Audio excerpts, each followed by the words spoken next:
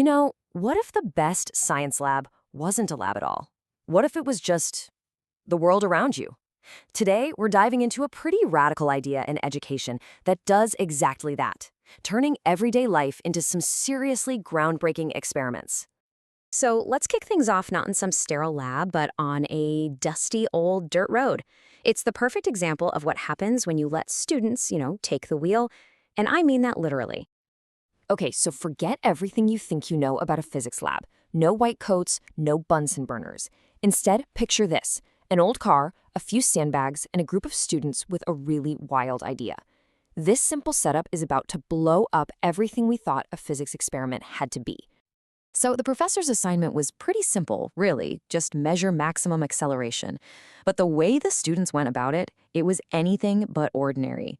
The source material puts it perfectly. One group took an old jalopy out on a dirt road with a bunch of sandbags in the back seat. I mean, how cool is that? So brilliantly low-tech and totally unexpected. All right, so how on earth did this actually work? Well, the genius is just how simple it was. As the car's picking up speed, they're just chucking a sandbag out the back every single second. What you end up with is this perfect physical map of the car's acceleration, laid out right there on the road. No fancy sensors needed, just sandbags and some really clever thinking. And this is the part that really gets me. This is the magic of it all. No teacher would have ever dreamed this up and put it in a textbook, right? This experiment came straight from the students' own creativity. They weren't just checking boxes on an assignment. They actually invented a solution. And that feeling of accomplishment, that was all there. So that whole sandbag experiment, it's not just a fun little story. It's actually a perfect demonstration of this really powerful idea in education. Okay, so what are these open world labs? Well, think of them like missions. The professor sets the goal, say, measure acceleration. But the how and the what, that's totally up to the students. It's really all about giving them the reins, letting them take control of the scientific process itself. And this little showdown here really nails the difference. A traditional lab is kind of like following a recipe in a cookbook. You're just trying to prove something we already know is true. But open world labs, that's about real, genuine discovery.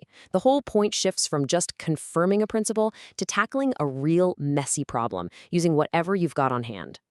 And, once you take the walls off the classroom, the possibilities for experiments, they just become endless.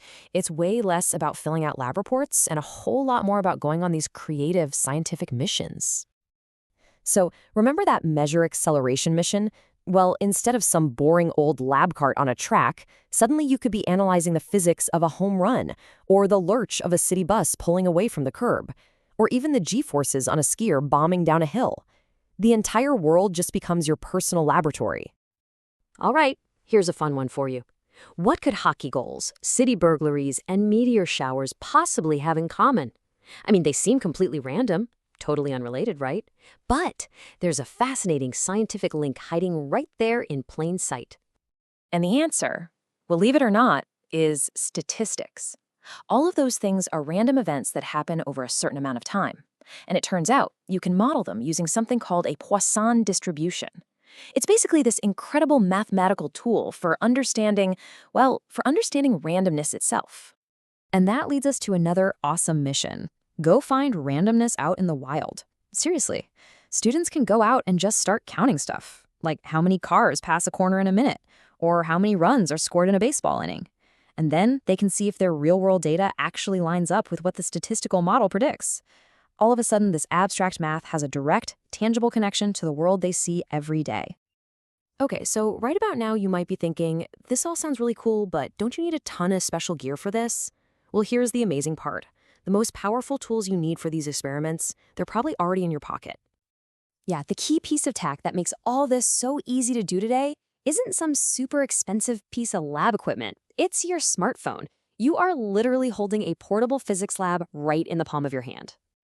I mean, just think about what's packed inside that thing. You've got an accelerometer that can map the forces on you in an elevator. The camera can become a light intensity meter. Your microphone can analyze sound waves. And the magnetometer, it can measure invisible magnetic fields. The lab is, quite literally, already built for you. And hey, you don't even need the high-tech stuff all the time. Something as simple as a washer tied to a piece of string, bam, you've got a pendulum. And with just that, you can actually calculate the force of gravity right where you're standing. How cool is that? So, okay, this is obviously a really fun way to do a science project. But what's the bigger picture here?